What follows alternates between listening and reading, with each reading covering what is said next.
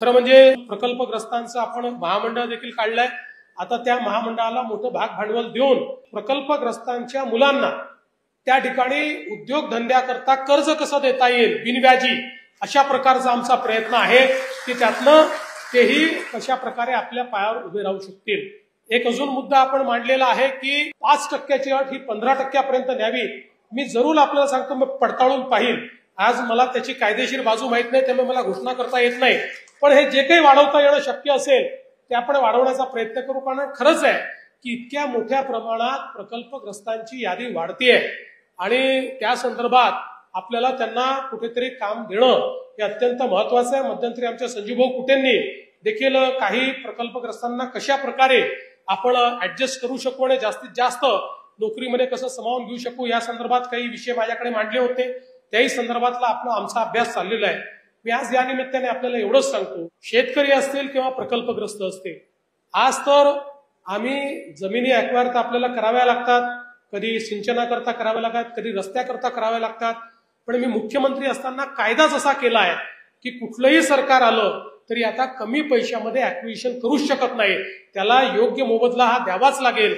आणि आज परिस्थिती अशी आहे की आम्ही आता ज्यावेळी एखादी ऍक्विजिशनची घोषणा करतो तर बावनकुळे साहेब त्याचे साक्षीदार आहे की आता शेतकरी आमच्याकडे येतात की भाऊ रस्ता आमच्याही जमिनीतनं घेऊन जा, कारण इतके पैसे आम्ही टॅक्स फ्री पैसा देतो, इतका पैसा आम्ही देतो की शेतकरी म्हणतात भाऊ आमच्याही जमिनीतनं आता तुम्ही त्या ठिकाणी रस्ता घेऊन जा।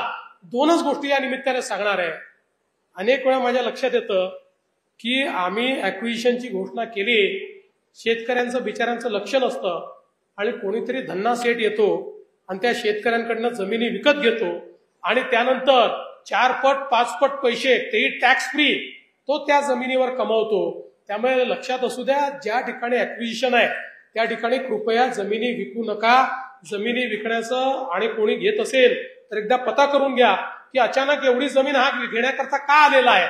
कारण आमची इच्छा आहे की 2 पैसे जर जास्त मिळणार असतील तर ते शेतकऱ्यांना मिळाले पाहिजेत, ते व्यवसाय करणाऱ्यांना मिळणं हे काही योग्य नाही आहे। त्यामुळे या दृष्टीने देखील आपण सगळ्यांनी सजग राहिलं पाहिजे। दुसरी गोष्ट मी आपल्याला सांगतो, या प्रकल्प म्हणजे 6 ते 13तला शेवटचा शेतकरी जोपर्यंत पैसे मिळत नाही तोपर्यंत आम्ही योजना बंद होऊ देणार नाही। हे याकरता सांगतोय की कोणीही फसवणूक करायला आलं तर त्याला बळी पडू नका।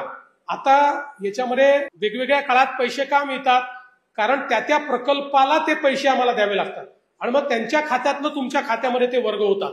ज्या प्रकल्पाकरता ती जमीन गेली आहे त्यामुळे त्याला कुठल्या प्रकल्पाला आधी पैसे मिळतात, कोणाला नंतर मिळतात, सगळ्यांना आम्ही आता येत्या काळामध्ये पैसे देऊन टाकणार आहे। काही तुम्हाला फार काळ वाट पाहावी लागणार नाही, पण कोणाला आज मिळतील तर कोणाला 7 दिवसांनी मिळतील, कोणाला 15 दिवसांनी मिळतील। त्यामुळे कोणी येऊन जर तुम्हाला सांगितलं तुझं नावच नाही आहे, तुझं काही प्रॉब्लेम असेल, तुम्हाला जर एकाची कोणाची अडचण असेल, आमचे सगळे मंत्री आमदार या ठिकाणी बसल्यात, त्यांच्यापर्यंत जा, त्यांना सांगा की माझं नाव सापडत नाहीये, ही माझी जमीन आहे, हे माझे कागद आहेत, त्याचा पाठपुरावा करून त्यालाही पैसे मिळवून देण्याची जबाबदारी आमची आहे। पण कोणत्याही दलालाच्या भानगडीत या ठिकाणी पडू नका।